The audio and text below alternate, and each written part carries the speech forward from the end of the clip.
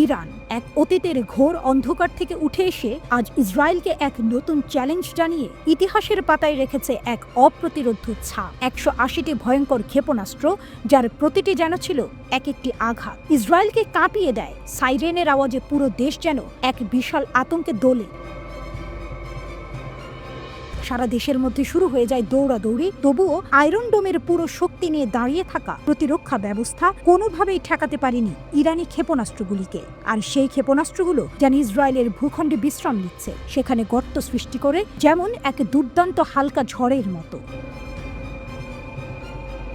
এই দৃশ্য দেখে বিশ্ববাসী স্তম্ভিত হয়ে পড়ে। এমন একদিন, যে দিনটি ইসরায়েল আগে কখনো অনুভব করেনি। ১৮০টি ক্ষেপণাস্ত্র যে দেশের বুকে এভাবে আঘাত হানবে, সেটা সারা পৃথিবীর কাছে এক বিস্ময়। অক্টোবরে ইসরায়েলের আক্রমণের পর ইরান প্রস্তুতি নিয়েছিল পাল্টা আক্রমণে, কিন্তু ইরানের ভয়াবহ হামলার পর ইসরায়েলের প্রতিশোধ ছিল সামান্যই। এমনকি সমর বিশেষজ্ঞরা হতভম্ব হয়ে যায়। তাদের ধারণা ছিল ইসরায়েল সহজেই ইরানকে ধ্বংস করে ফেলবে, কিন্তু সেই ভাবনা ছিঁড়ে গেছে।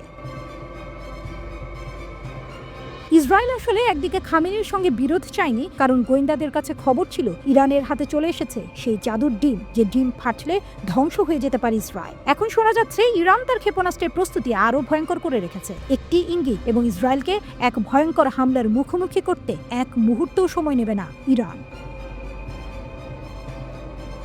সবাই জানে হামাস এবং হুথিরা ইরানের প্রতিরোধের অক্ষের অংশ। ইরানের কথার বাইরে যেন তারা এক পাও ফেলে না। ইরানের শেখানো বিদ্যা কাজে লাগিয়ে তারাও বোকা বানিয়ে যাচ্ছে ইসরায়েলের গর্বের আয়রন ডোমকে। ইসরায়েলের সাইরেন আবারও বাজছে, আবারও আতঙ্কের ঢেউ ছড়িয়ে যাচ্ছে। এই শোরগোলের মধ্যে বিশ্বের প্রতিটি কোণে বিশ্লেষকরা বলছেন, হয়তো সেই দিন এসে গেছে যখন আরেকটি ভয়াবহ সাইরেন বেজে উঠবে। খামেনি তার হুঙ্কার দিয়ে জানান দিলেন, যুক্তরাষ্ট্রকে বুঝতে হবে ইরানকে হুমকির ভাষায় কথা বলা তাদের জন্য আর কোনো ফল এনে দেবে না। তাদেরকে এখনই বোঝাতে হবে যে ইরানি জাতির বিরুদ্ধে কোনো খারাপ কাজ করলে তারা ভয়াবহ পরিণতির মুখোমুখি হবে।